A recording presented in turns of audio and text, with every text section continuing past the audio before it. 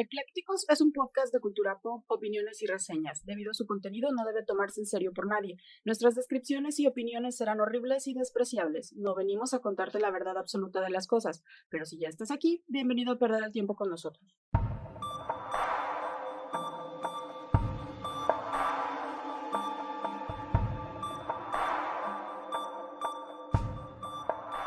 Hola, ¿qué tal? Bienvenidos de nuevo a un viernes de Eclécticos. Les damos como siempre y todos los viernes la bienvenida a este podcast, su podcast donde hablamos de todo sin saber de nada.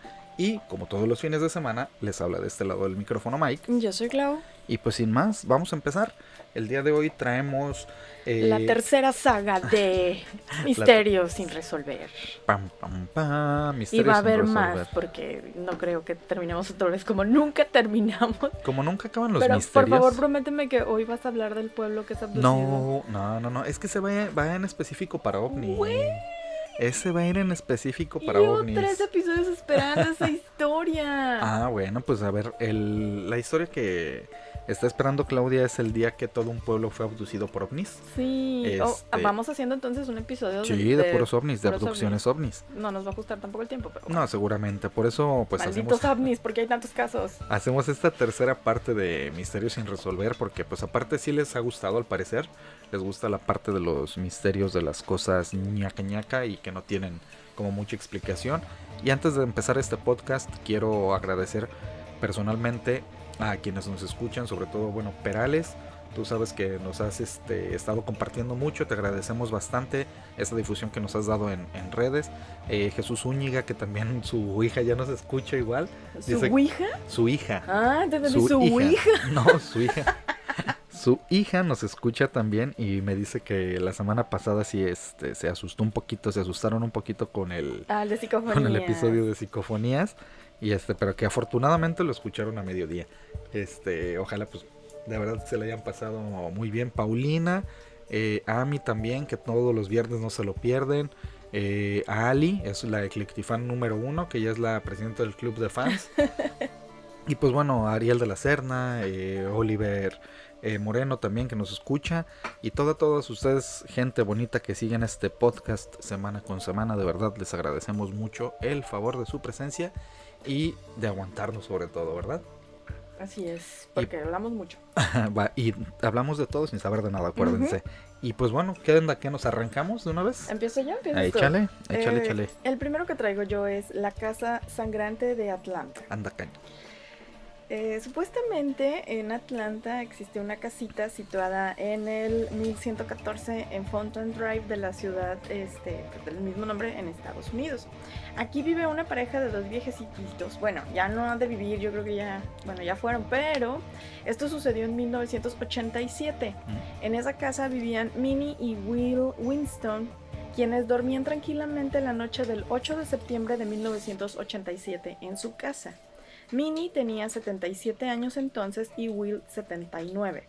A medianoche, Minnie se levantó para ir al baño y al entrar observó que en el piso del baño y en la parte baja de las paredes había sangre. Había gotas de sangre, manchas de sangre, charcos de sangre, o sea, había como... Mucha sangre. Me imagino que es como, no sé, cuando te cortas y es una herida muy escandalosa y de repente, no sé, diste vueltas o hiciste piruetas y manchaste todo el piso. O sea, más o menos así está la descripción. Ok. Entonces, ella se alarmó mucho porque su esposo estaba en ese momento siguiendo un tratamiento por diálisis. Entonces ella pensó que a lo mejor él, a la hora de cambiarse el catéter o algo, así es, quizá había ocurrido algún accidente o algo con el instrumento, y entonces que la sangre pertenece a su esposo. Inmediatamente ella corrió a la habitación, le empezó a gritar para ver si estaba bien. Él despierta todo asustado y dice, ¿qué pasa? O sea, y le dice, estoy bien, ¿qué pasa? Y ella, es que hay sangre en el piso del baño. Entonces pues ya se paran los dos, empiezan a ver la sangre y pues hay un rastro de sangre. Entonces empiezan a seguirlo en su casa y resulta que la sangre estaba pues en los pisos, en la alfombra, debajo de algunos muebles. O sea, estaba muy extraño. Incluso había sangre debajo del refrigerador.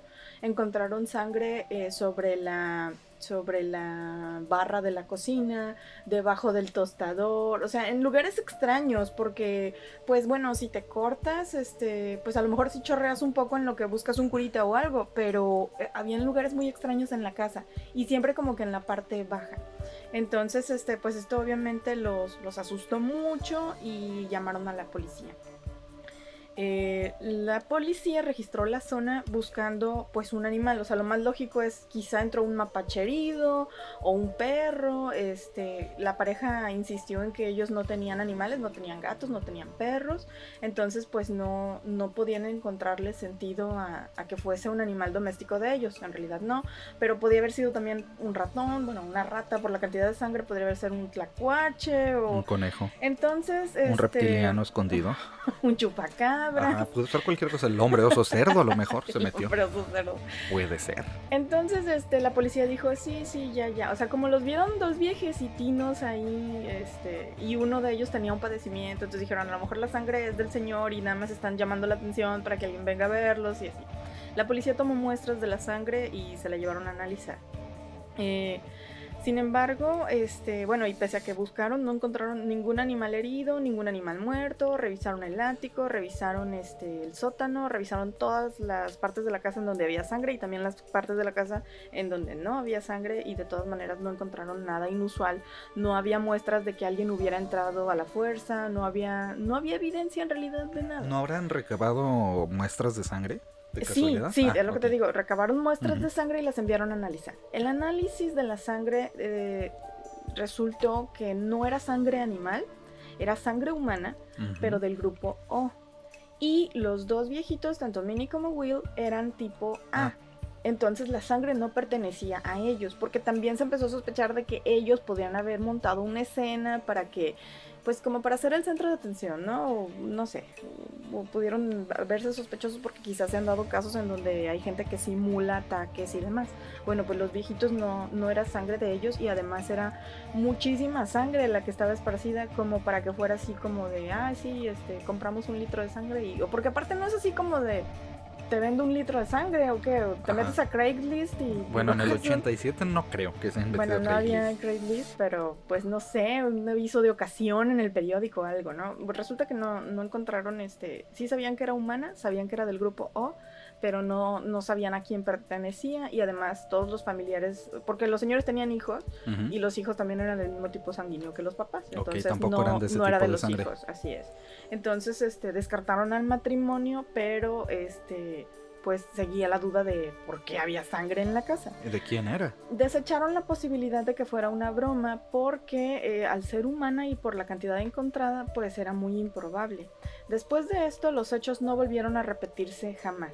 Han pasado más de 30 años después de este espeluznante suceso, y aún hoy en día no se ha encontrado una explicación para el misterio de la casa que sangraba, el cual al parecer sigue y seguirá siendo por siempre uno de los casos no resueltos de la policía de Atlanta. Y se han hecho varias esquelas sobre la propiedad porque pues en la actualidad ya no pertenece a estos señores, y hay gente que vive en la casa, pero nunca han reportado de nuevo un suceso en donde presencien o encuentren sangre o manchas en la casa. Entonces una de las teorías es que quizá entró un homeless herido. Es lo que pensaba yo. Sangró, trató, pues al no conocer la casa, pues a lo mejor entró al baño, entró a la cocina, entró a la habitación y se embarró sangre.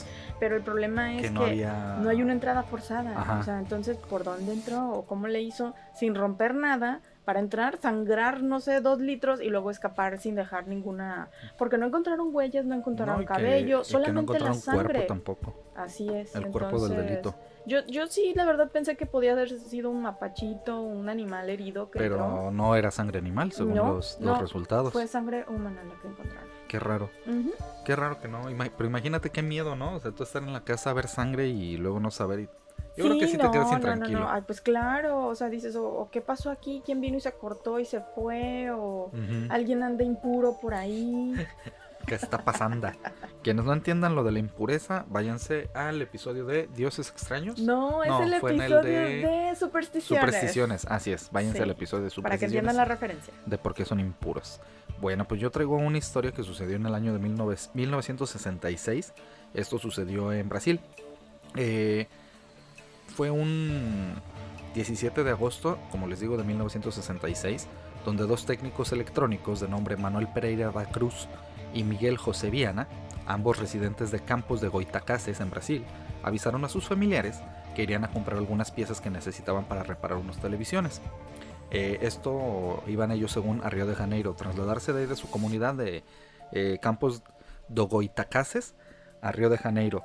¿Cuánto tiempo hacían? Eran 250 kilómetros que tenían como 2 horas y media. ¿Horas? No. Sí, en autobús yo creo que más, ¿no? Porque se subieron en un autobús como 3. Y viajaron esos 250 kilómetros hacia el suroeste de Río de Janeiro. Sin embargo, esta fue la última vez que se les vio con vida. 3 días después, un joven que se encontraba por ahí paseando, en una colina cercana a Río de Janeiro, hizo un macabro hallazgo. Ah, ya sé cuál es. Esta historia, por si no la dije, se llama Los hombres con las máscaras de plomo. Sí. Ok, entonces este muchacho se encontraba paseando por una colina en Río de Janeiro y entonces de repente hace este descubrimiento de 2 cuerpos sin vida que pertenecían a los 2 técnicos, ¿no? A Manuel Pereira da Cruz y Miguel José Viana. ¿Fue el Cártel Jalisco? Pues en ese tiempo yo creo que no, pero sí. Bueno, pues era del 66, ¿verdad? En el 66. Este joven encontró los cadáveres, pero no nada más así los cadáveres, ¿no? Ninguno de los cuerpos mostraba violencia física, ambos vestían de traje y llevaban impermeables. Junto a los cuerpos habían varios objetos. Como unas mochilitas, ¿no? Que dejaron así como, ¿qué es esto, no? Lo que tiene a los investigadores de la policía que acudieron al llamado de emergencia de este muchacho. Para empezar, ambos cuerpos tenían puestas una especie de máscaras de plomo que les cubrían los ojos y que ellos mismos habían fabricado en su taller. Después encontraron una libreta con anotaciones medio raras. En clave. La primera de ellas decía 16:30, estar en el lugar acordado. La segunda, 18:30, tragar las cápsulas. Después del efecto, proteger los metales, esperar a la señal de la máscara. Eso decían las notas. Sí. Además, junto a ellos encontraron una botella de agua vacía y un paquete con 2 toallas. Según los investigadores de este caso, el uso de las máscaras de plomo podría indicar que ambos técnicos esperaban entrar en contacto con algún tipo de radiación. Otro de los datos que descubrieron poco tiempo después fue que la botella de agua había sido comprada en Nitori. ¿En Netflix? No, es que el nombre está Niteroi, así se llama, es una tienda, Niteroi, un pueblo cercano donde se encontraron estos cuerpos. Para añadir un poco más de misterio, los 2 hombres prometieron a la camarera del bar a donde fueron a comprar, donde adquirieron la botella, que se la devolverían, firmando incluso un papel jurado donde decía que iban a devolverle, así como el importe, ¿no? Cuando vas a dejar importe, ¿sí me entiendes? Ya, sí, ajá. ¿Pero la botella era de cristal? Era una botella de vidrio, de agua. Qué raro, el agua en botella de vidrio. Entonces prometieron, te digo, le hicieron ahí de juramos que le vamos a regresar su botellita de agua cuando volvamos, ¿no? Esto pues daba el indicio de que ellos tenían planes de regresar. O sea, no... Bueno, o también, o sea, si estás así pues como... nada más para confiar, ¿no? Pues claro, no vas a decir, no señora, me voy a robar su botella y adiós el importe. Esta muchacha del bar declaró que uno de ellos se veía muy nervioso, que miraba constantemente su reloj, y que a pesar de que descubrieron los investigadores de dónde habían comprado el agua, tanto las toallas, pero que el hecho de que llevaban impermeables les parecía muy extraño. Pues pero es una zona muy así como húmeda, ¿no? Pues, pero no había, o sea, no había pronóstico de lluvia ni de nada para ese tiempo. Entonces por eso se les hizo raro que llevaran impermeables cuando no había pronóstico de lluvia ni mucho menos. Tampoco encontraron los investigadores las cápsulas que hablaban en la nota, de que decía paso 2, o sea, bueno, las 18:30, pero si las consumieron. Pero ahí que va, es que tampoco en la autopsia se descubrió que hayan tomado nada. Bueno, pero extraño. Acuérdate que hay unas cosas que, o sea, como en 20 minutos ya las procesó el organismo y no encuentras rastros. Pero se hubiera encontrado también rastro de la cápsula, del material que la cubre. Entonces no había nada. No tenían nada de rastro. Pues bueno, el misterio de estas máscaras de plomo ha hecho que se hagan miles de hipótesis, ¿no? Y que se hagan sus propias investigaciones sobre lo que pudo o habría podido haber pasado. Hay una teoría de que eran, ¿cómo se llama? Espías. Ahí voy a las las traes, ok. Sí, algunos opinan que podría tratarse de algún suicidio ritual, como el estilo de la secta esta de Heaven's Gate. ¿Te acuerdas que todos los que se suicidaron en masa con sus tenisitos Nike negros. Sí, es que tú decías que eran blancos. El cuerpo era un vehículo y lo abandonabas. Entonces llegaba una nave espacial por ti y se llevaba tu espíritu. Entonces, sí, tiene lógica dentro de su locura. Pensaban que podía ser muy similar a un suicidio del culto de Heaven's Gate, que mediante su muerte, pues podían acceder a otros mundos. Aunque el hecho de que prometieran devolver el agua, pues como que eliminaba esta teoría, ¿no? Por otro lado, hay quien dice que ambos hombres eran apasionados de la ufología y todo lo que tuviese que ver con extraterrestres, y que habían llegado a la colina donde se iban a encontrar con los ovnis, o sea que iban a agarrar esa colina como punto de encuentro, ya que en la colina, esta colina que se menciona, había sido señalada como focos de aparición ovni durante varios años. Y por último están los que aseguran que los hombres habían intentado viajar en el tiempo. Pero en este caso, pues ¿para qué llevaban las máscaras o las toallas y los impermeables? O sea, no hay una explicación lógica. ¿Y por qué dejar la nota con así todo lo que voy a hacer? Yo creo que mi plan secreto, o sea, no entiendo. Pero es que a lo mejor no planeaban ese suicidio. Realmente sí tenían la teoría. Tómate esto y no sé qué trae. Es que dicen tomar las cápsulas, pero no dicen cápsulas de qué, ni tampoco se ve signos de envenenamiento, nada. Entonces, ¿y la autopsia qué dijo que fue la muerte? O sea, espontánea, no hay, paro cardíaco. No hay, o sea, la muerte es indeterminada. Murieron dormidos. Ajá, no hay una determinación murieron real de aburrimiento. A lo mejor. Sí, o sea, no hay que digas tú quemaduras internas, ni mucho menos, nada. Es que sí está bien raro, porque la nota, las cosas que traían, y las la máscara máscaras, de plomo. que pues, o sea, Brasil, o sea, máscaras de plomo. Tampoco es así como que Brasil sea una potencia en productos o químicos o materiales radioactivos, pues no, realmente no pinta, pero sí está muy raro ese caso. También puede ser que hayan sido así como hombres de negro, Pero es que fíjate, lo interesante de la nota es esto, después el paso 3, que dice, después del efecto de las cápsulas, acuérdate que dice 18:30, tragar las cápsulas. Después del efecto, proteger los metales, esperar la señal de la máscara. Ajá. Sí, está rarísimo. Yo siento que eran agentes, eran hombres de negro, o de plano eran aliens y llegó la nave nodriza. Nave nodriza a recogerlos y vámonos. Pues sí, pero te digo, esa parte de esperar las señales de la máscara. Sí, está raro. Pues pero ahora sí que solo ellos sabrán qué pasó en su arranque ¿no? De qué buscaban o qué pretendían encontraron encontrar. Y a dónde fueron. A lo mejor ¿no? Y sí lograron su objetivo. ¿Qué tal que sí viajaron en el tiempo y abandonaron sus cuerpos de esta línea temporal? Ahí es lo que te voy a decir, otra línea temporal que hayan viajado. Pero bueno, pues este fue el misterio de los hombres de la máscara de las máscaras de plomo. Está chido. Está interesante. Sí. ¿Quién sabe qué habrá pasado? Yo traigo otro de una criatura sobrenatural, o bueno, el rastro de una criatura sobrenatural. Este es conocido como el caso de las huellas del diablo de Devonshire. Ok. El 8 de febrero de 1855, después de una intensa nevada en la localidad de Devonshire, en el sureste de Inglaterra, aparecieron unas enigmáticas huellas en la nieve, de aproximadamente 10 centímetros de largo y 7 de ancho cada huella. Estas huellas cruzaban una distancia de más de 150 kilómetros. O sea, siguieron el rastro y avisaron a los que seguían en el siguiente pueblito, y los del siguiente pueblito lo siguieron, y entonces hicieron un cálculo aproximado de 150 kilómetros del recorrido sobre la nieve de estas huellas. Estas huellas también pasaban por toda clase de obstáculos: casas, vallas, muros, empalizadas, colinas y ríos.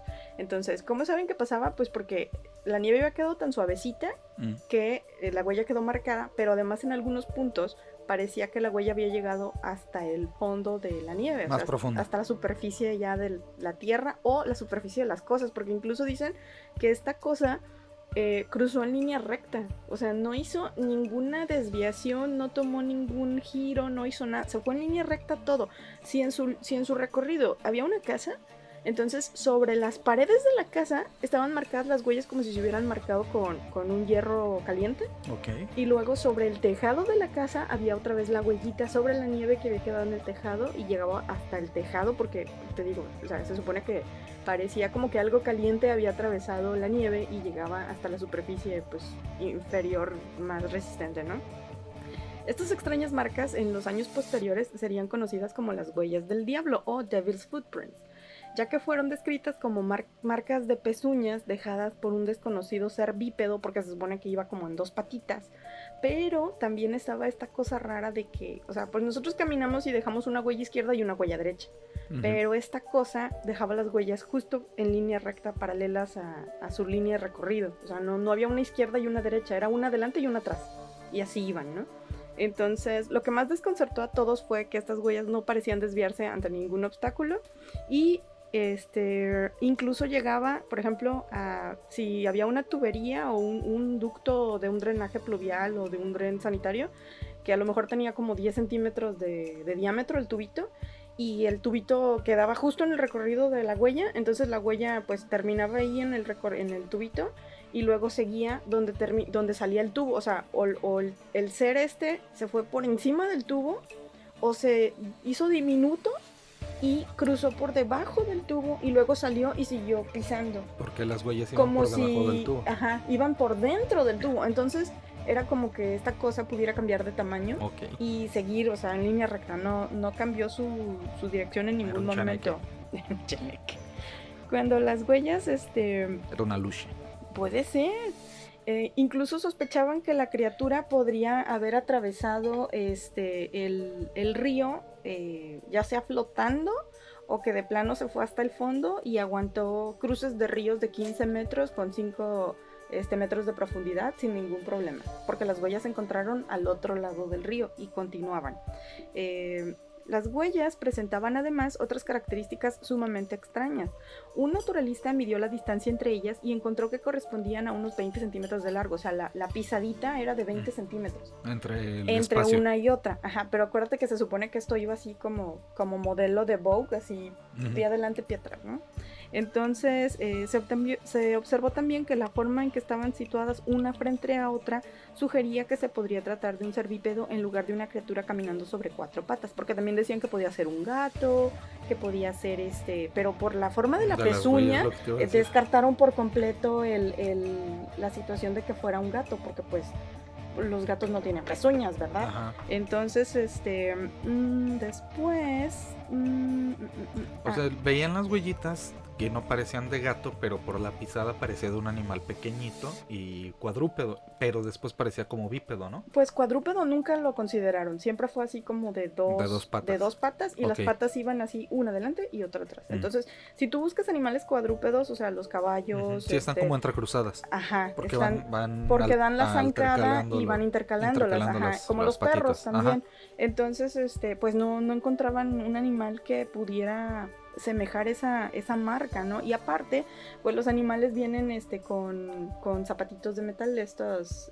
Las cerraduras, bueno, un domesticado sí, pero uno que no está domesticado. Entonces esa herradura precisamente les ayuda a que pues sobre la nieve ellos hagan así como que una planchita y no llegan hasta la parte de abajo, o tendrían que traer su zapato hirviendo para que llegara hasta la superficie de la tierra y pues no era el caso. En algunos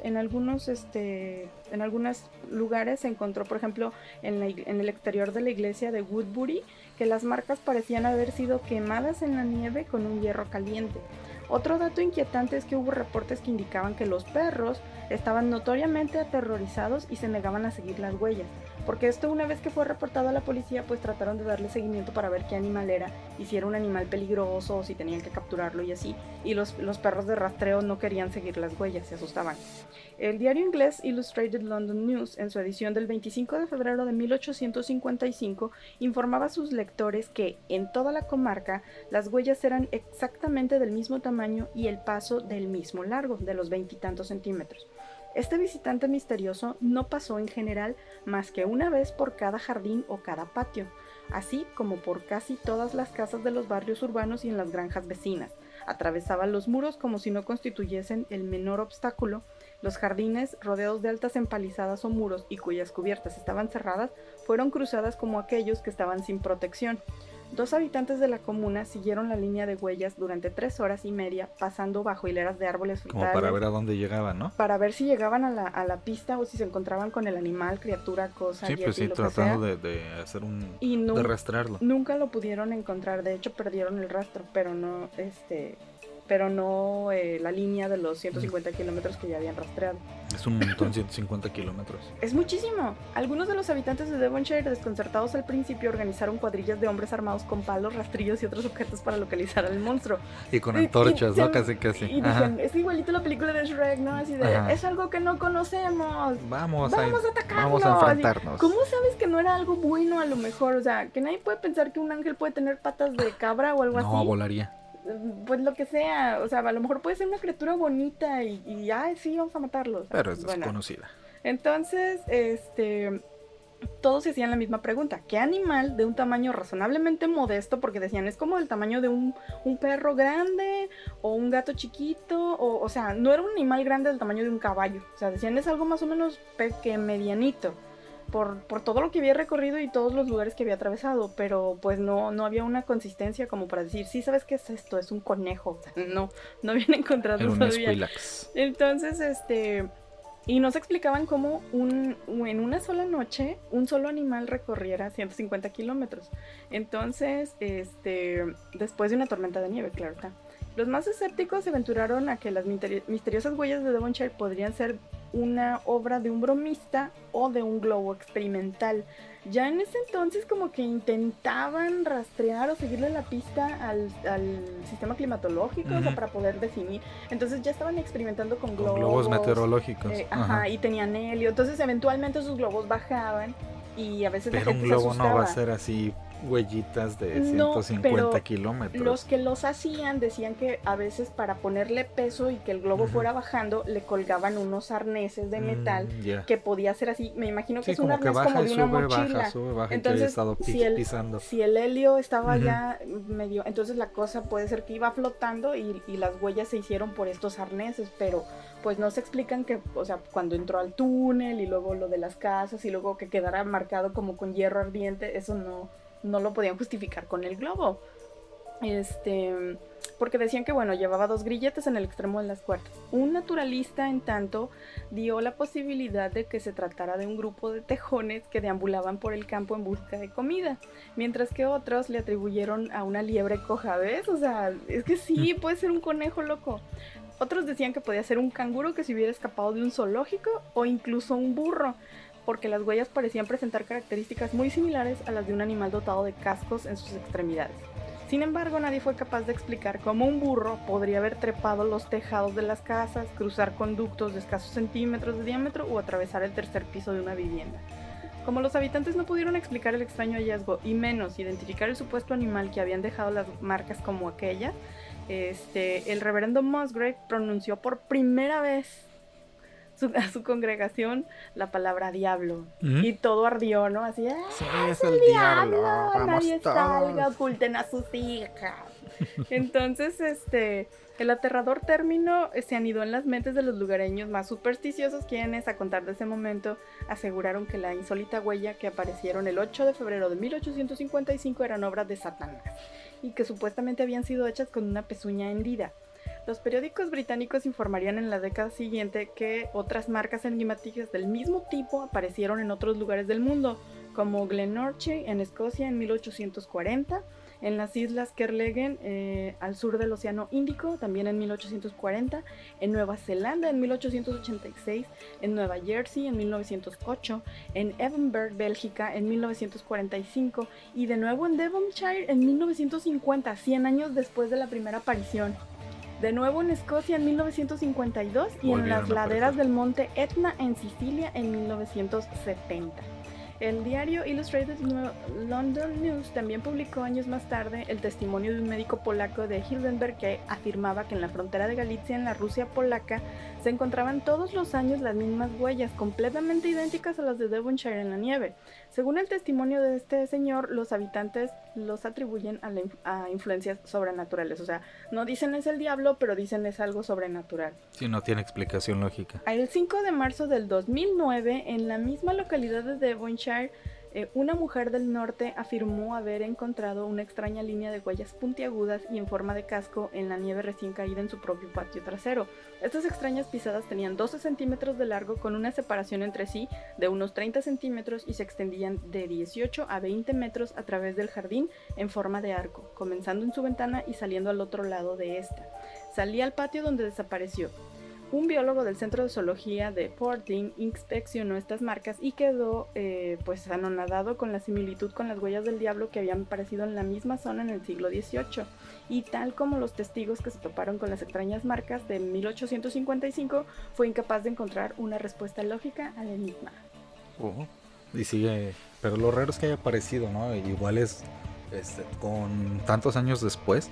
No, y que... Digo, siguió apareciendo. Mira, y era puede idéntico. Ser que a lo mejor sí es una broma y como se le dio tanta proyección porque lo mandaron en el periódico y todo. Que, no sé, me hace mucho ruido que todos estos ciudades posteriores en donde se observaron este mismo fenómeno son curiosamente colonias inglesas.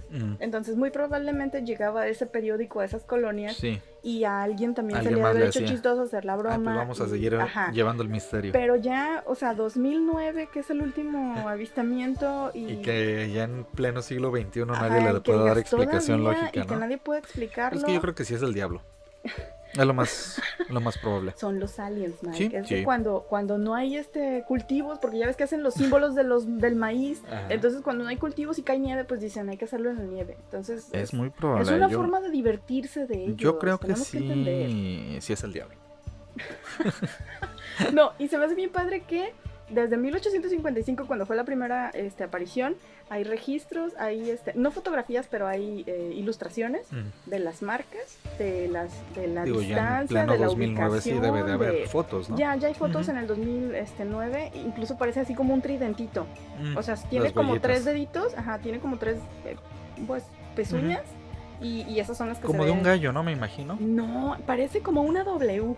Ok. De hecho, por ahí traigo la imagen, la vamos a subir por ahí a redes, pero sí, es como una W en unos casos y en otros sí nada más se ve así como las dos principales deditos, los de los extremos. Ya. Y es así una U, pero en unos casos en donde sí se ve que llega hasta abajo es como una W. Entonces está extraño, creo que puede ser un fraude, pero sí se me hace padre como... Yo creo que es el diablo. Debe de ser. Es Satanás, es obra de Satanás. Yo pienso que sí es el diablo. Es lo más probable. Pues yo traigo otro, que es el enigma de otra embarcación. Tú habías hablado del Huracán Medán en algún momento. Este es el misterio o el enigma del Mary Celeste. Este barco realmente se llamaba... ese era el nombre que tenía, un barco estadounidense, pero se construyó en Nueva Escocia. Aunque en aquel tiempo cuando se construyó traía bandera británica y se llamaba Amazon. Desde entonces ya andaban. Esto dicen los que saben. Ya sabes que hay mucho supersticiones alrededor de los barcos, de que si hay mujeres a bordo, bla bla bla. Sí. Que si le cambian el nombre a un barco es de muy mala suerte. Bueno, pues este barquito de fabricación, te digo, Nueva Escocia, pertenecía a Norteamérica e iba a hacer un viaje de Nueva York con destino a Génova. Bueno, ahí te va la historia. El 5 de diciembre de 1872, entre las islas de Azores y Lisboa, había un mar relativamente calmo. Un vigía de un bergantín canadiense, Dei Gratia, así se llamaba el bergantín dio aviso rápido al capitán David Reed Morehouse. El aviso que le dio fue: el Mary Celeste está navegando en zigzag. Algo extraño sucede. Ajá. O sea, este vigía desde su puesto ve que viene el barco, el Mary Celeste, a lo lejos, y le avisa a su capitán: oye, viene el Mary Celeste navegando en zigzag, está raro. Morehouse, que era capitán, desde el puente de mando, agarra sus binoculares y voltea a ver al Mary Celeste, ¿no? Dice, voltea y lo ve como asombrado. No hay nadie a la vista. Parece un buque fantasma. Va a la deriva y solo con el foque y el trinquete. Las demás velas están plegadas. El Dei Gratia puso proa hacia el Mary Celeste, o sea, se empezaron a acercar. 3 de sus hombres lo abordaron y el primer oficial, de nombre Oliver Deveau, recibió la orden de escribir un informe completo de la situación. Le dicen a este primer oficial: ¿sabes qué? Ya abordaron 3, tú te vas a encargar de hacer un informe de qué pasó, qué ves en el Mary Celeste, ¿no? Okay. El resultado que da este primer oficial fue: buque desierto, ni un alma a bordo. Bombas de achique normales. 1 metro de agua en la cala, bastante en el entrepuente y puesto de proa lleno hasta el borde. O sea, se estaba hundiendo. No, había agua, pero no se estaba hundiendo. O sea, nada más había agua, o sea, les había llegado agua. Okay. Faltan los botes salvavidas. La última anotación en el cuaderno de bitácora data del 24 de noviembre, 11 días antes de su descubrimiento. Faltan el sextante, el cronómetro y la corredera, medidor de la velocidad de buque. Los grandes toneles de agua potable sobre el soporte de madera fueron desplazados, posiblemente por una gran ola que hubiera entrado a bordo. Todo lo que estoy diciendo es el reporte que hizo este primer oficial. La carga, barricas de alcohol industrializado, parecen intactas. Aquí hay una nota, Deveau no las contó, eran 1700, o sea, llevaban 1700 toneles de alcohol industrial desnaturalizado con un valor de $37,000. O sea, traían un buen dinero de carga. De carga, sí. En la cocina sobre el fogón todavía caliente había una cacerola con un pollo recién cocido. ¿Pero todavía caliente? Ajá. Dice, la mesa estaba servida, 3 platos llenos y 3 tazas de té todavía tibios. O sea, estoy hablando de que 11 días antes de que lo encontraran fue el último reporte. Ajá. Acuérdate que la bitácora se llena diario. Sí. Entonces, para que él encontrara tazas tibias, quiere decir que no pasaron más que horas. Ni siquiera días. Ajá. Horas para que encontrara una taza tibia. Entonces, digo, eso es lo que anota, ¿no? De pollo recién cocido, la mesa estaba servida, 3 platos llenos, 3 tazas de té todavía tibio. Los objetos personales del capitán Benjamin Briggs, hombre de la larga tradición marinera, estaban intactos. Conclusión.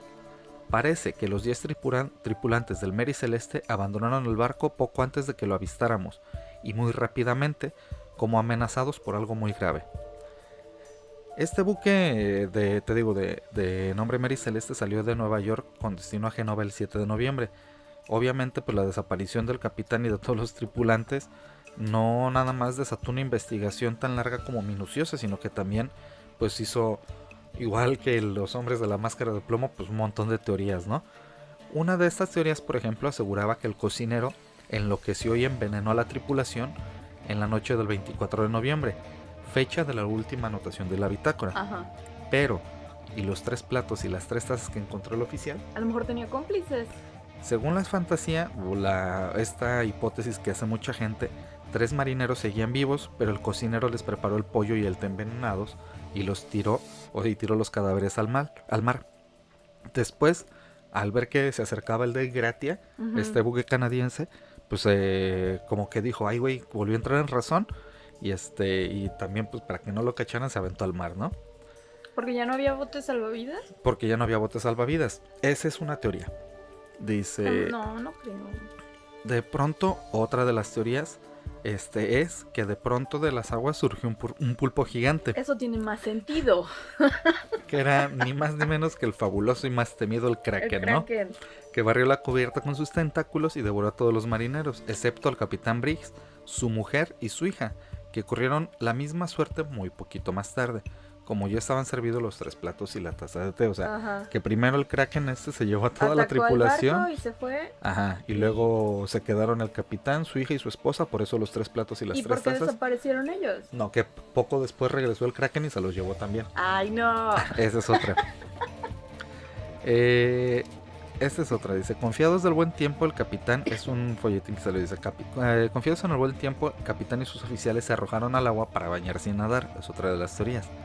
Mientras el resto de la tripulación los miraba desde las bordas, pero se levantó un viento brutal, una de las ráfagas inclinó el buque de costado y todos se ahogaron. Pero ahí va la otra teoría. Esta la publicó el Chambers Journal, donde dice que el Mary Celeste fue atacado por piratas del Rif, uno de los 5 territorios del Protectorado Español de Marruecos, que los capturaron y los pasaron a degüello. También tiene más sentido, pero no, o sea, sí y no, porque dejaron toda la mercancía, ajá, las propiedades del capitán, exactamente, y todo exactamente, por eso digo sí y no, porque, o sea, tendría sentido, pero no se llevaron nada, y la verdad es que si hubieran llevado el barco entero, sí, En todo caso es como los piratas somalíes. ¿O qué tal si a lo mejor iban a pedir rescate por los... Pero nunca pidieron rescate, ¿no? ¿Nunca los encontraron a la tripulación, ni muertos ni vivos?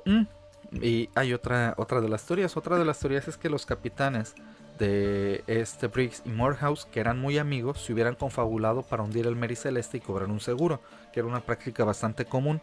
Pero la suma registrada era apenas de 1,700 libros, muy poco para tomar ese riesgo, ¿no? Sí. Obviamente, desde que empezaron a hacerse las hipótesis y todo, pues ha habido tanto misterio, pero no se ha sabido, ¿no? ¿Qué es lo que ha pasado con esta embarcación? Hay una cosa que pareció una cosa muy peculiar. En la última investigación que se hizo sobre este barco, se encontró una espada debajo de la cama del capitán con manchas que parecían... A ver, dime. No, continúa. No, dime. Pues normal, ¿no? Que tengan una espada los pero capitanes. Con sangre. Pues a lo mejor se cortó limpiándola. Sí. Es que las limpian. Entonces esto pues les dio... Pero sucedió que el análisis de esa espada resultó que era pintura. Entonces, okay. Sí, abrió una lata de pintura con la espada. Por eso es importante que me dejes terminar mi teoría. Pues termina, pues. Entonces, digo, se dio encontraron la espada que se vio con manchas de sangre, pero al final de cuentas, después de hacerle el análisis, se demostró que era pintura. No se encontró la documentación del barco. El juicio que se hizo, porque obviamente se hizo toda la investigación, el juicio final que se dio en Gibraltar, ante la ausencia de pruebas concretas, porque no había más que decir, determinó 2 posibles causas del misterio. La primera, que la tripulación, ignorando, esa me parece muy lógica, y eso fue lo que determinó el juicio, ya al final, como decir, no hay, pero dejó 2 teorías. Se dijo, vamos a cerrarlo, pero pueden ser estas 2. La primera es que la tripulación, como ignoraba que el alcohol desnaturalizado del Mary Celeste era altamente venenoso, se lo empezaron a chupar. Ajá, o sea, porque no es lo mismo el alcohol industrial que el alcohol ya procesado que tomamos. Entonces dicen que a lo mejor esos güeyes dijeron, pues es alcohol, vamos a chupar. Y ya en la borrachera y entre que quedaron ciegos y demás, se cayeron al mar. Se cayeron al mar. Y la otra es que un maremoto fisuró algunos de los toneles donde venía el alcohol, y los vapores intoxicaron y enloquecieron a la tripulación, que cayó al mar. O sea que si no se la chuparon voluntariamente, a lo mejor involuntariamente empezaron a salir los vapores. Pero ahí los que llegaron después, que encontraron el barco, ¿no deberían de haber como sentido esos vapores o percibido algo extraño ahí en la carga? Pues no, el reporte no menciona nada de eso, de que estuvieran abiertos los toneles, ni mucho menos. La segunda teoría se me hace como muy floja, pero la yo le voy más a la primera, de que sí se empedaron y valió madre, ¿no? Pero mira, te lo creo de los asistentes o de los que, no sé, los segundos, pero del capitán, o sea, que estuviera robándose la mercancía y tomando ese tipo de alcohol, no creo. Pues no robando, porque... Y aparte iba con su esposa y su hija, ¿no? ¿La hija también tomó alcohol? No, pues quién sabe. Está raro. No, lo malo es que no dice de qué edad era la hija, ¿no? Al final de cuentas, el juez James Cochrane, presidente de la Suprema Corte de Vicealmirantazgo de la Corona Británica, dio caso cerrado, pero a la vez puerta abierta para más investigaciones. ¿Y qué hicieron con el barco? ¿Lo recuperaron? ¿Recuperaron la carga? ¿Se hundió? Sí, no, pues la carga, acuérdate que viene asegurada. Bueno, sí. Y la tienen que asegurar y la tienen que regresar. Acuérdate lo que decías del tonel, del cuate que estaba en el tonel, que metieron, sí. y decía regresar porque sí. las cargas vienen aseguradas. Entonces, como saben de dónde viene, a dónde va, pues la carga le pertenece a... O sea, la carga llegó a su destino. Pues iba a llegar a Italia, ¿no? Ajá, a Génova, si no me equivoco, iba de Nueva York a Génova, y lo encontraron, entre Lisboa, más o menos, entonces no estaba tan lejos ya. Por eso lo de los piratas españoles, que podrían ser. Así es. Entonces iba a Génova y lo encontraron cerca de Lisboa, a este barquito que nunca llegó. Pero sí, nunca se va a saber qué pasó, nada más no están. Pero también la cuestión, yo voy más a que a lo mejor les azotó mal tiempo por lo del agua, de que el reporte que sí había agua dentro del barco y se lanzaron en los barcos. Pero lo que no tiene sentido es que hayan encontrado los platos servidos Y calientito el té, eso es lo que no tiene sentido. ¿Por qué brincaron algunos? Salvo que se haya quedado el capitán. Ya ves que dicen que el capitán se hunde con el barco. Y que se haya ido la tripulación. No, pero de todas maneras... No le hallo mucho sentido. Y que de todas maneras, ok, si ya lo iban a encontrar, ¿por qué el capitán huir? Si ahí estaba y podría haber dicho, ¿no? Se volvieron locos, tomaron alcohol y se fueron estos güeyes. No sé, está raro. Te digo que no están los botes salvavidas y que haya quedado esa... Pues es que ya ves que hay muchas historias de estos barcos en donde pasan por el Triángulo de las Bermudas o atraviesan un portal o no sé, y de repente se quedan como que en otra dimensión las personas, pero las cosas siguen. Y pues encuentran nada más los barcos o los aviones sin tripulantes. Yo pienso que fue el diablo. Vamos a echarle la culpa. Todo en este podcast el día de hoy va a ser culpa del diablo, de una vez, para que sepan. Y este fue la historia de el Mary Celeste. Está raro, me gusta. No me gusta ninguna de las teorías, se me hacen poco lógicas, salvo la del Kraken. La del diablo. No, en ninguna teoría mencionaste el diablo. Mi teoría es el diablo. Sacaste de la manga. Es el poder del guión. El poder del guión. Oye, sí. Es el poder del guión. Con el poder del guión de este podcast puedo hacer lo que quiera. Pero oye, porque sí, cállate. Sí, porque quiero. Silencio. Bueno, yo traigo las cabezas olmecas. El misterio de las cabezas olmecas. En 1862, el explorador y coleccionista José María Melgar y Serrano vio con la primera cabeza olmeca en la hacienda de Hueyapán, en Veracruz, hoy conocida como Tres Zapotes, que actualmente es un museo de sitio. Eventualmente fue hallada otra escultura en el sitio y ambas pasarían a ser conocidas como Monumento A y Monumento Q, porque pues así los nombran, ¿no? Lo que van encontrando piedritas, Q. Pues ¿por qué? Porque sí, cállate. Porque quiero. Porque yo las encontré. Si tú encuentras tus piedrotas, ponles nombres. Porque si yo le quiero poner Juana a este descubrimiento, es mi descubrimiento y te callas. Entonces, aunque ya se habían descubierto otros monumentos olmecas y piececitas y vestigios, la contextualización de esta cultura se le atribuye al arqueólogo y etnólogo estadounidense Matthew Stirling, porque pues en ese entonces los que ya tenían grado de arqueólogos o investigadores o Indiana Jones modernos, pues eran los gringos o los ingleses. Casi entonces, siempre los extranjeros México se preocupan no había, más. Y además se preocupan la más carrera de arqueología. Entonces, pues estos güeyes se iban a explorar el mundo y ellos eran los que descubrían todo y decían que era, ¿no? Entonces, con la ayuda de Philip Drucker, Stirling realizó la excavación del sitio arqueológico de La Venta en Tabasco entre 1938 y 1946, porque pues no les importaba la Segunda Guerra Mundial. Pero sí, ¿no? Ya había arqueólogos en México, Acuérdate del de la cabeza de Tecaxic. Ya en esa época fue en los 30s. Pero no eran tan así. Sigue siendo una carrera fifí. No eran de alto pedorraje como los gringos y los ingleses. O sea, eran así como de, sí, tú asistente, toma este cepillo de dientes y cepíllale ahí donde no te esté viendo. Cepilla este cráneo. Ándale. Entonces, realizan la excavación de sitio entre 1938 y 1946 y además de las cabezas, Stirling descubre buena parte de los monumentos de la ciudad prehispánica, incluyendo altares, tumbas y un mosaico del dios jaguar. Anteriormente, los artefactos encontrados en la zona del Golfo de México se habían atribuido a los mayas.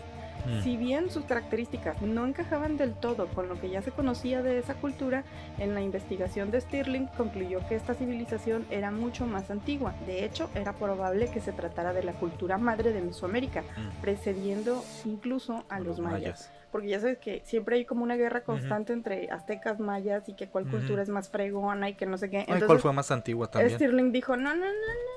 Los olmecas fueron antes de ellos y más como chidos. Yo los descubrí fueron más chidos y son la madre, ¿no? Entonces te callas. Los monolitos olmecas presentaron uno de los grandes enigmas mesoamericanos por varias razones. Por un lado está el tamaño colosal de las piezas, porque son piezas que llegan a pesar entre 20 y 60 toneladas, dependiendo del tamaño de la cabeza. Las esculturas están hechas de basalto, que es una especie de roca volcánica que no es de la región. También eso es lo peculiar. Ajá, entonces se supone... No hay zona volcánica ya. O estos güeyes... Bueno, Veracruz y Pico de Orizaba. Pero no está, o sea, cerca de donde las encontraron, no está. O sea, tendrían que haberlas trasladado creo que como, por aquí traigo el dato. Bueno, ¿de cuántos kilómetros? Dicen decenas de kilómetros. Sí, pues. Encontré el dato, pero se supone que si las trajeron, pues las tuvieron que transportar por largos tramos, y además tomemos en cuenta de que pues no había carreteras, estamos hablando de zonas pantanosas, de lugares muy inestables, de selva. Entonces, ¿cómo trasladas piezas de ese tamaño, con ese peso? Ya lo hemos visto en algunos documentales de cómo levantaron Stonehenge. Por ejemplo, ya hay algunos ingenieros que dicen, no, es que sí lo hicieron el hombre porque agarraron esta polea y una palanca. Ya, de hecho, estaba leyendo justo para este podcast algunas cosas de Stonehenge, y se hablaba de que, contrario a lo que se pensaba, bueno, hay que aclarar que las piedras son menos pesadas que estas cabezas olmecas, pero que contrario a lo que se pensaba en Stonehenge, no se hicieron mediante palitos rodando como los egipcios, que rodaban en palitos, sino que lo hicieron con trineos, que esto lo jalaron por trineos. Bueno, el principio es el mismo, o sea, es arrastre. Que hicieron, sí, fue por arrastre, que hicieron como una especie de rieles, y que probablemente era por tirón, por bueyes. Lo más probable es que lo hayan arrastrado con bueyes, y pues tiene sentido, ¿no? Pero fíjate que con Stonehenge tiene sentido que si hay unos, hay más o menos unos croquis que he visto por ahí que llevaban el principio de, pues, cómo levantaban el monolito, que hacían primero como un hueco, lo empujaban, entonces el monolito caía en el hueco, y luego con sogas lo levantaban y lo enterraban, entonces ya estaba cimentado y quedaba erguido, porque pues eran piezas monolíticas de piedra. Pero esta pieza de las cabezas olmecas, que pues son prácticamente redondas, circulares, que son como pelotas, en algunos casos son así como más apachurraditas, están como aplastadas, pero la cara sigue siendo muy, muy circular. Incluso han encontrado algunos detalles esférica era la palabra que buscaba. Gracias.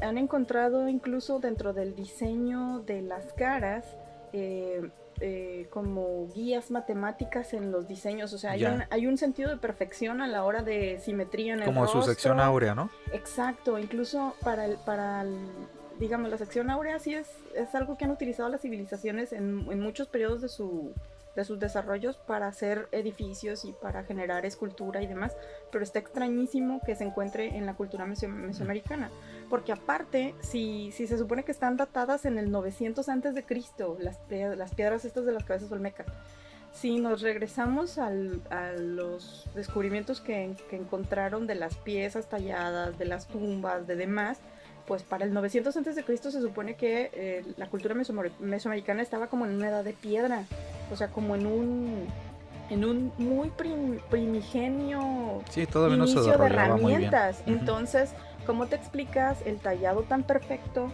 y los rasgos tan simétricos y la forma tan esférica de las piezas de las cabezas, ¿no? Entonces, los monolitos olmecas presentaban uno de los grandes enigmas mesoamericanos por varias razones. Por un lado, el tamaño colosal, y que las esculturas estaban hechas de la roca volcánica que ya mencionábamos. Las principales ciudades olmecas donde fueron encontradas, considerando que las esculturas tienen una altura de hasta 3 metros y un peso promedio de 25 toneladas, es difícil explicar cómo los olmecas lograron trasladar las rocas con la tecnología de la época. Yo digo que vinieron los ovnis y les dieron algún instrumento que hizo flotar las cabezas y las llevaron flotando hasta los sitios de destino en donde fueron encontradas. O también tomemos en cuenta que como eran esféricas, a lo mejor se las llevaron rodando, ¿no? O sea, y aplastaron la selva hasta que llegaron a donde a lo mejor ya había pantano y se atascaron y dijeron, bueno, aquí las vamos a dejar porque ya se atoró esto. El tema de quiénes son y cuál es su origen, sobre todo de las personas retratadas en estas rocas, también ha sido motivo de especulación. Basándose en las facciones de las esculturas, Melgar y Serrano, que son otros investigadores arqueólogos, teorizaron que la civilización olmeca provenía de África. Diciendo, por las narices, tal vez. Es que los labios, los labios por también las facciones. no es la nariz también muy ancha, los ojos así como un poquito hundidos, y la carita, ¿no? Entonces, ellos decían que reflexionaban que indudablemente había habido negros en este país, o sea, en México, y que habían sido los primeros en esa zona del mundo para ese entonces. Sin embargo, la arqueóloga Ancy Press señala que Melgar probablemente solo estaba buscando referentes culturales para describir una civilización hasta entonces desconocida. Es así como como él no supo de qué se trataba, le buscó a qué se parecía y dijo, es esto, pero sin tener ningún fundamento científico. Entonces, hasta ahora no se han encontrado ningún tipo de artefactos africanos importados en sitios olmecas y no se ha encontrado ADN africano en los entierros descubiertos, porque pues ahorita ya se encuentran una pieza de hueso y ya le hacen su muestra de ADN y pueden más o menos rastrear el origen del cuerpo, ¿no? O sus antecesores o sus descendientes. En estos casos, pues no se ha encontrado ADN de una tribu africana que haya llegado a esta zona del mundo. Y además, porque me quedé pensando, pues puede ser como la teoría esta de que los vikingos llegaron por error a América y que a lo mejor ya no pudieron regresar, o como el de la cabeza de Teshik, pues que también una de tus teorías es esa, o sea que a lo mejor algún griego pescando por allá se perdió y llegó a México y acá se quedó viviendo, ¿no? Pero si eso hubiera pasado, ¿por qué entonces hacer cabezas olmecas de esas dimensiones si son una cultura africana? Yo no he visto en ninguna otra representación de cultura africana en la África actual que hayan encontrado vestigios de este tipo de representaciones, ni en roca, ni en barro, ni en nada. O sea, ellos sí tienen una forma muy, muy particular de sus reliquias históricas, o sea, sus digamos, culturas africanas, y no encuentro ningún parecido con estas representaciones, al menos en esa zona de África, y tampoco los rostros encontrados en los cabezas olmecas reflejan mucho como que la apariencia de la cultura mesoamericana olmeca.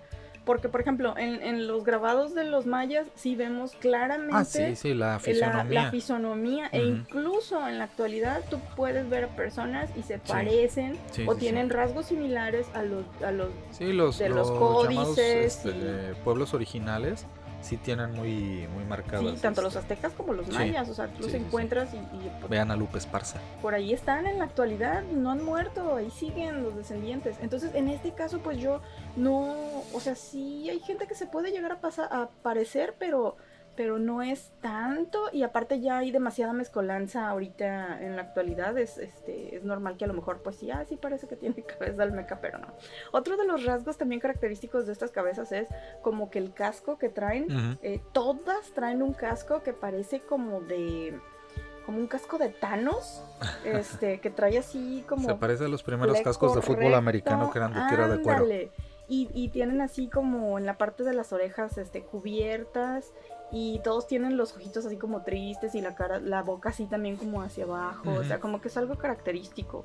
Entonces, pues no ante la ausencia del ADN africano no hay evidencia científica que pueda asegurar lo que mencionaba este investigador al principio, Melgar y Serrano. O sea, no, nada más porque dicen que se parecen, pero en realidad no.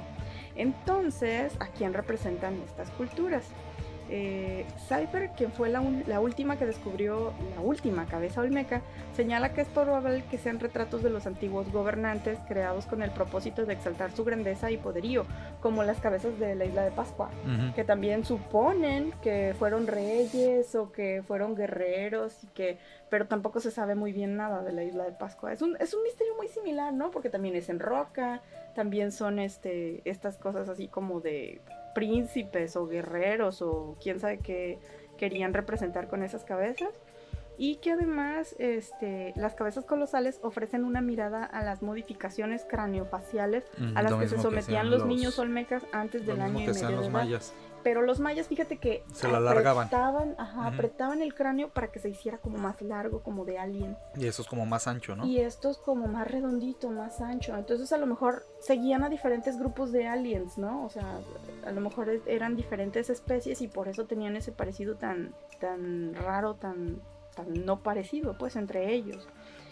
Una de las características deseables en específico era la nariz ancha, el parietal plano y la comisura de la boca hacia abajo, o sea, como si estuvieran tristes.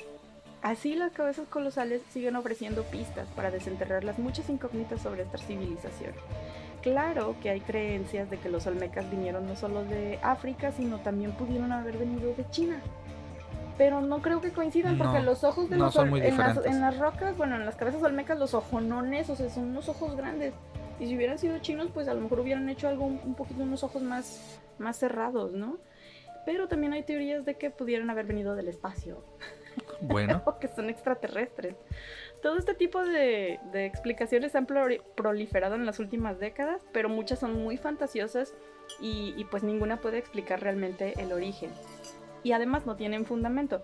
Las cabezas colosales surgieron en Mesoamérica, pero las rocas con las que se elaboraron proceden del cerro volcánico de Sintepec, por lo que no se deben de achacar a otros lugares del mundo, porque también había teorías de que a lo mejor las habían hecho en otros lados y las llevaban para allá, pero pues si estamos hablando de que las llevaban nada más a unos decenas de kilómetros y no hayan cómo explicarlo, entonces ahora imagínate que venían de otra parte, ¿no? Así de, las trajimos de donde hay mucha roca volcánica, en las faldas de Jalisco, ¿no? Pues sí, porque está ahí. O en Zacatecas. Pues donde hay zonas volcánicas. Entonces, donde pues hay volcanes. Michoacán también tiene. Michoacán. Los trabajos arqueológicos demuestran que estas obras monumentales fueron hechas aquí en México, pero nada más. O sea, no. En la Ciudad de México también hay mucha piedra volcánica. Pero imagínate y trasládala por toda la... Pues acuérdate que decían que Moctezuma pedía pescado desde Veracruz. Bueno, pero tiene más sentido que un pescado llegue haciendo relevos a que toma esta piedra de 25 toneladas y ruédala hasta Veracruz, hasta Tabasco. Entonces sigue siendo un misterio. Bueno, en la actualidad ya hay muchos arqueólogos que dicen, no, ya no es un misterio, sí es cierto, fue esto y ya, cállate. Entonces, pues no, o sea, para mí sigue siendo un misterio, no hay una explicación con más lógica todavía que pueda decir, ¿sabes qué? Sí, es eso. Sí data de que fue cierto gobernante o no, ¿verdad? Pero es que no especifican tampoco, también son teorías, o sea, así como puede ser un extraterrestre, puede ser un sacerdote olmeca o lo que sea, o sea, puede ser ahorita puede ser cualquier cosa. Yo pienso que era el diablo. Son representaciones del diablo. No, el diablo no tiene una cabeza así redondita, ni tiene la nariz así de... Porque si había unas descripciones que dije, wow, esto yo no puedo decir en 2021. Decían, no, tiene nariz de pip y luego tiene rasgos de pip. Sí. Le pongo pip porque no quiero que se ofendan. Suele pasar que ya en la actualidad no puedes decir ciertas cosas, ¿no? De cómo se referían a los afrodescendientes, que es la palabra correcta que dicen ahora, afrodescendientes, sí. Imagínate en los 30s y en los 60s, era bien despectivo, en los 30s como era.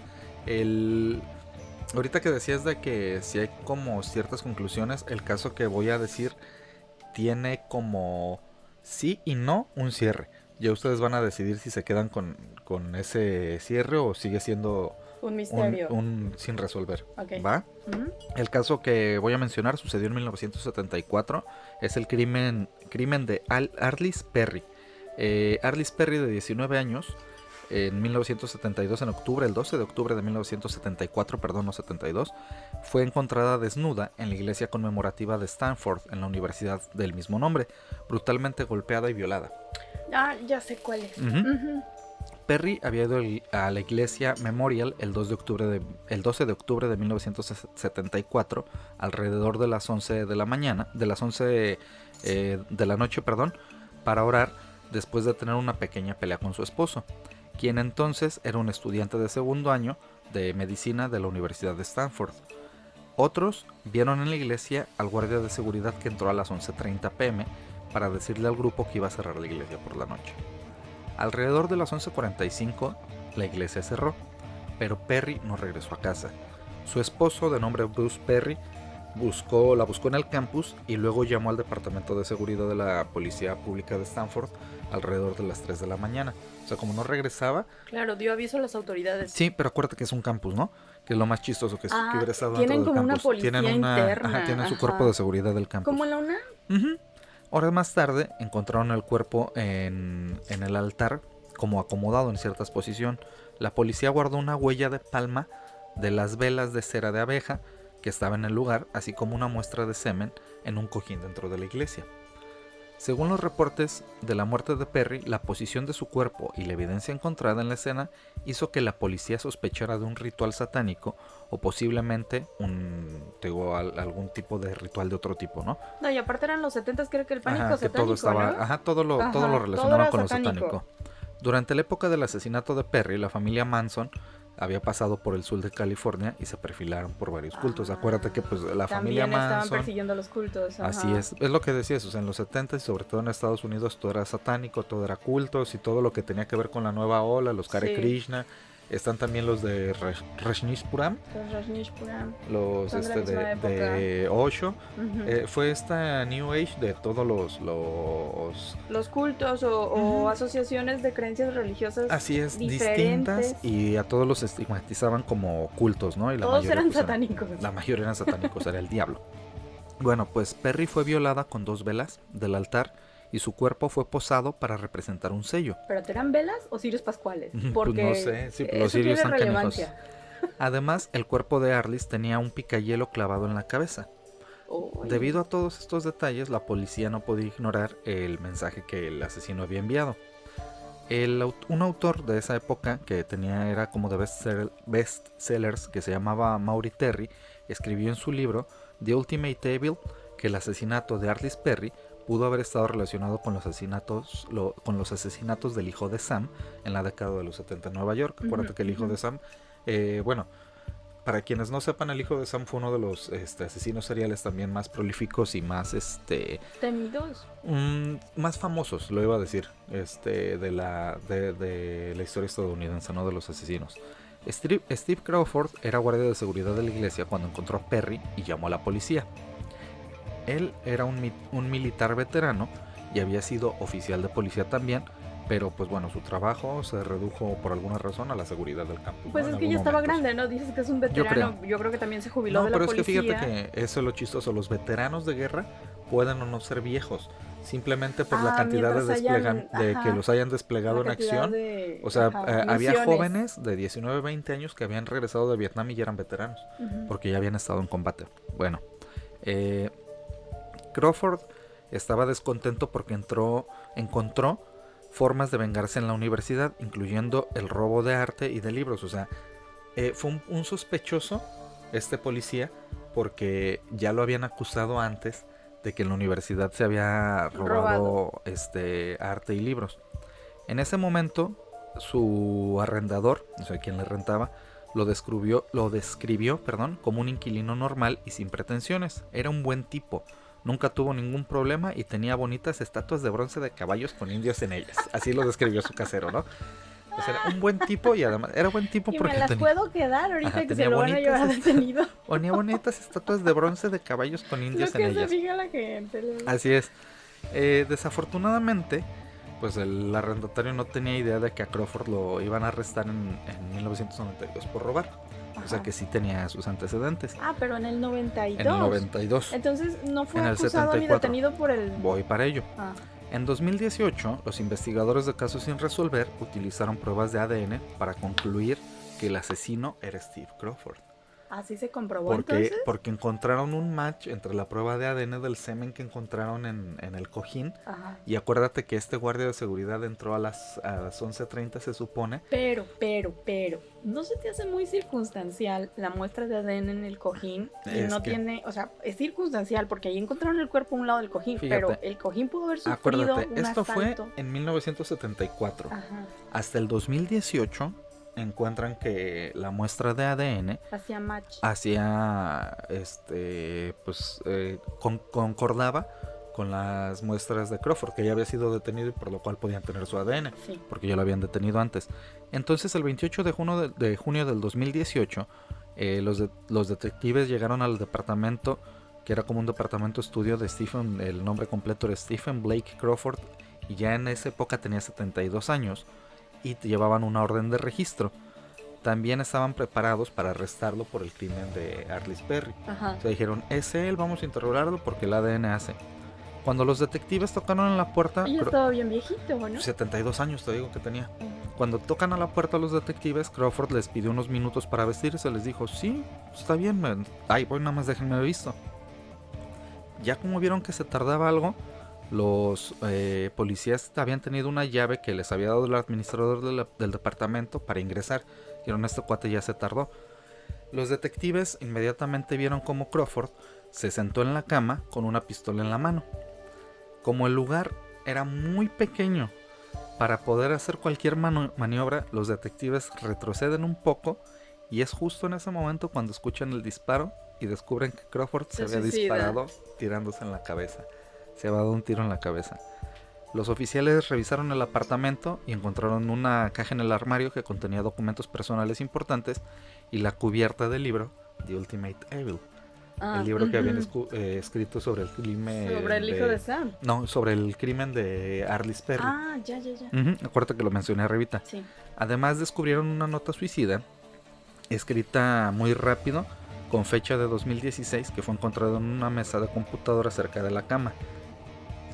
Según los detectives, la nota tal cual la describen dice: era incoherente y no menciona directamente el asesinato. Según los detectives, que pues a la fecha todavía analizan la nota.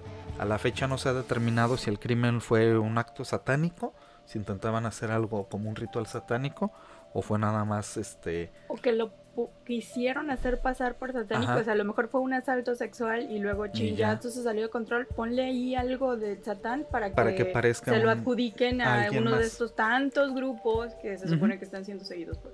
o que sí haya sido un arranque de psicopatía. Pero fíjate que lo del cojín sí se me hace muy circunstancial. Si tú me hubieras dicho que el ADN lo encontraron en ella, es irrefutable, pero sí, él lo encontró, que a lo mejor el cuate se había masturbado ahí cerca por eso te digo, es circunstancial, porque el güey era vigilante, se metía y ponía, sí, que haya tenido sus cochinadotas ahí, y entonces, pero pues ya no pudieron saber realmente qué, ni nada, y al final de cuentas pues va a pasar a la historia. ¿Te acuerdas que sucedió también así con un cuate que había asesinado a una amante que tuvo y la metió en un barril?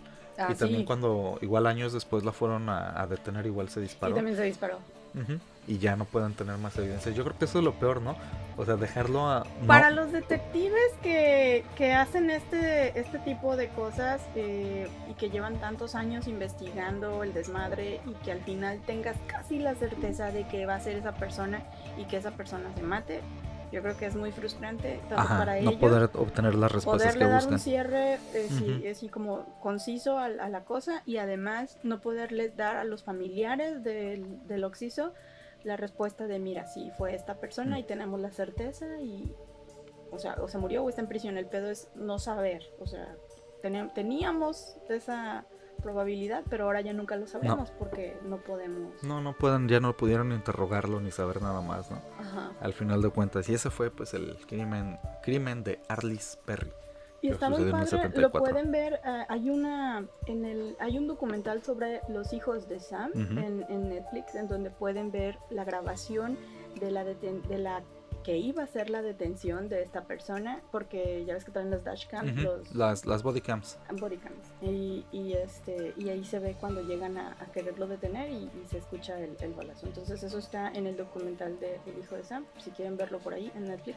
Está muy chido, no está tan largo, creo que son 4 episodios nada más. Y pues está interesante la teoría sobre el que pudo haber sido o no, o que quizás sí le adjudican a alguno de los seguidores del hijo de Sam o al mismo hijo de Sam el que haya cometido el asesinato de Perry. Arliss Perry.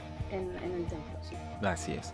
Y este fue, pues, te digo, el último caso que traía yo, que se queda como, pues les digo, ustedes sacarán sus propias conclusiones. Si fue circunstancial o no fue circunstancial, nunca lo sabremos, ¿no? Porque al final de cuentas el cuate se llevó como dicen por ahí, la verdad a la tumba. Y pues ya, nunca vamos a saber qué carambas pasó. ¡Qué gacho!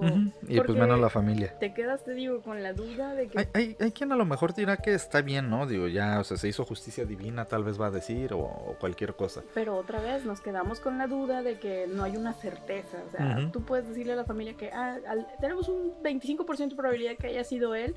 Y pues dices, ay, ¿y si no fue él? ¿Y si fue otra persona y hizo más cosas? Y ahí se va a quedar esa duda.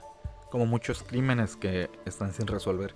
Y pues bueno, ojalá les haya gustado este episodio de el volumen 3 de Misterios sin resolver. Y esperen el volumen 4. Pues sí, probablemente si les gusta, díganos, háganos saber si si les gusta, si no les gusta también. Y también díganos si quieren que hagamos de ovnis. También podemos hacer uno de ovnis. O ahí de lo que quieran, pónganos qué les gustaría que habláramos. Acuérdense que las redes sociales es en Instagram, eclécticos_podcast, la primera con K. Nos encuentran también en TikTok como eclécticos. Y pues ya, nada más. Son las que tenemos hasta ahorita. Y nos siguen en Spotify, nos siguen en YouTube también. Bueno, también nos pueden escribir sus propias teorías de los casos que estamos poniendo. A lo mejor y tienen su propia teoría. Y a lo mejor resuelven un crimen.